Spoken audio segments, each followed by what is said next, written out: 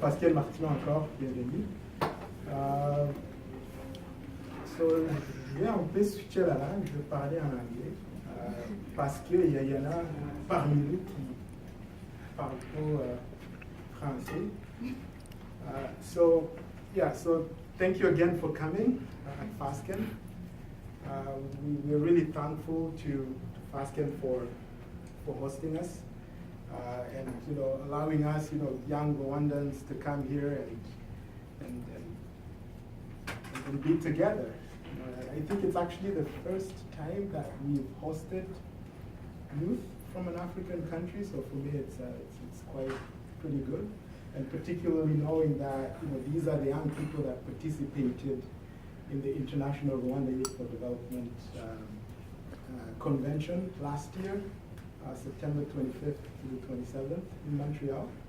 And most of you were volunteers and you did a wonderful job, so you should definitely clap for yourself. Yes. Thank you so much.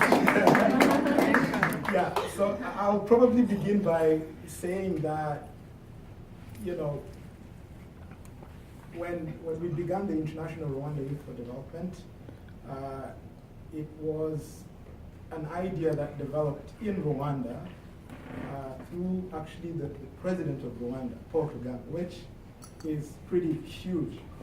And so when we began, we said this is not possible by just us, me, Joyce, and then we had advisors like Patrick and other people like David and other teams that we were working with.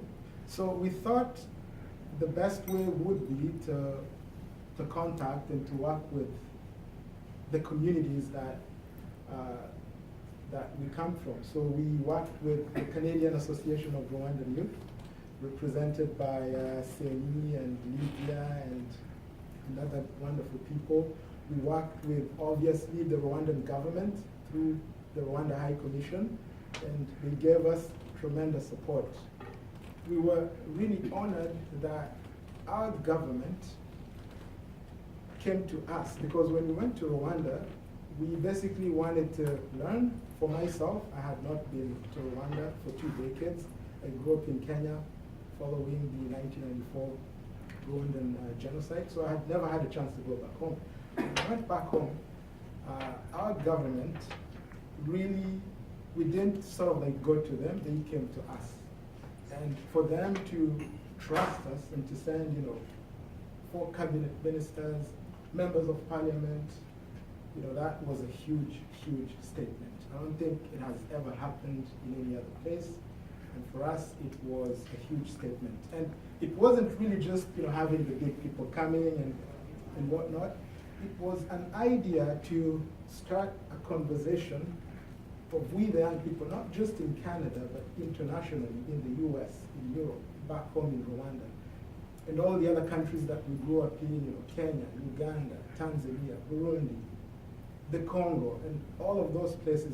What can we do, we as young Rwandans, to start thinking about creating a better future for ourselves? And basically this is through business. Before going into law school, I studied political science, and I thought at the beginning I was so naive, in the sense that, I thought, we must fight for human rights and do, these are good things. In fact, FASCN Martino, I think it's one of the few big law firms, law firms that, have existed for the last 200 years that promotes diversity, not just by saying, putting it on a website, but by actually investing in the communities that their lawyers or their future lawyers come from. So I thought for me, it's much more strategic. In Africa, we all come from Africa, and we know the negative images and the stories we have from home, that Africa is this dark continent that is underdeveloped, and it's sad. But I thought the best way to fight for human rights is actually to develop a country through business, through small and medium-sized businesses. Because when you have something on the table, when you can feed your family, when you can do the things that we need to do, just like here in Canada or back in the US or Europe, people have no time to fight.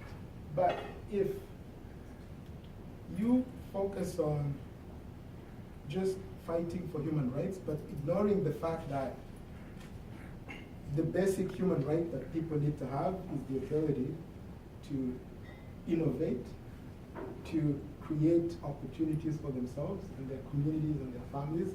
So for me, I sort of like went into a 2.0 version of my beliefs. I used to think, corporate law firms, these are places that, work for big companies and oil companies. To the contrary, no. So over the last 4 years in law school, I noticed that there are law firms like Fasken, like a bunch of others in Canada, doing business all over the globe, that are actually focused on making a difference. So for them to trust me, I've only been here for 2 months, 2.5 months, to trust me and allow me to work with my community and to do what I do, but to also be involved with my community means a lot. And the strategy is we want to work together. Collaboration is key if you want to succeed. It's key. If you can't collaborate, it's the same thing that we value here. If you cannot work in a team, nothing is going to happen. You can't build greatness if you work alone. So that's why I thought it would be interesting to have the Canadian Association of Rwandan Youth, the Rwanda High Commission of the Government of Rwanda, the Government of Canada, other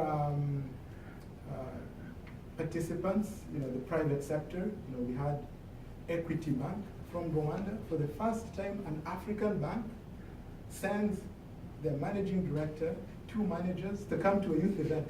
That has never happened. It's the first time ever that an event is happening in a foreign country. They give you money and they send their officials. So for me, that was a huge statement.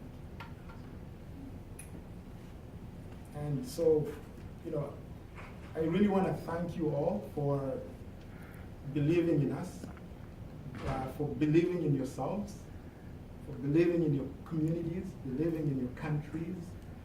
Some of you have citizenships of Canada, Congo, Rwanda, Kenya, Tanzania. We also have a fellow Tanzanian sister. She joined us tonight. She's wonderful. So, in a nutshell, the ability to work together and to collaborate is what the International Rwanda Youth for Development is doing, and we hope to continue being a platform for success. So, I want to thank all of you, the volunteers who came. We have others that were in Ottawa, from Toronto, from Edmonton. We came together, at that time I was a full-time student and a full-time employee. Joris, the same thing. And, putting in the time and the effort, and for all of you to have done what we did, it's really wonderful. And I want to highlight, the contributions of people like Sasha. I think you saw his contribution. I was really touched for somebody to stand up for their country and to be able to have a clear mind. So thank you so much. Really appreciate it. Inas and all the other people, thank you so much. So one of the things that I wanted to say before I introduce our wonderful speaker for tonight, who's going to highlight, he shares the same values and goals. He's a lawyer, he's an entrepreneur and whatnot. So before I introduce him, we were supposed to have the Honorable Melanie Joly as one of our other friends, and she's the Minister of Canadian Culture. She's young, she's very energetic. I think most of you know her, and she has done a wonderful job within the Canadian government.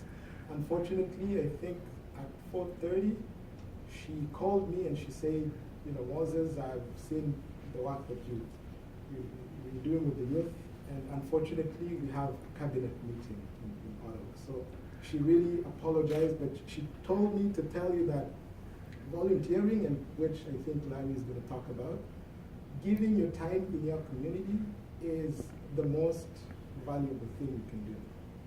Because, we have careers, we have professions, but if you go back into your community and give your time, it really, really means a lot. And that's why I'm so pumped. There's so many people contacting us who want to work with us.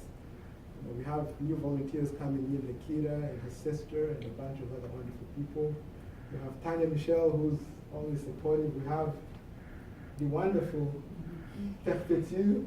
She's like our mother. She really inspired me last year because she would call me in the morning and ask me, Moses, what's going on?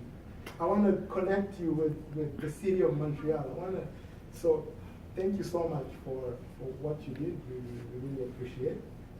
And let's keep working. Let's keep working. We have our careers, we have our professional life, but if we work in our communities, we can do big things that are bigger than ourselves. So thank you so much. Now it's my pleasure to introduce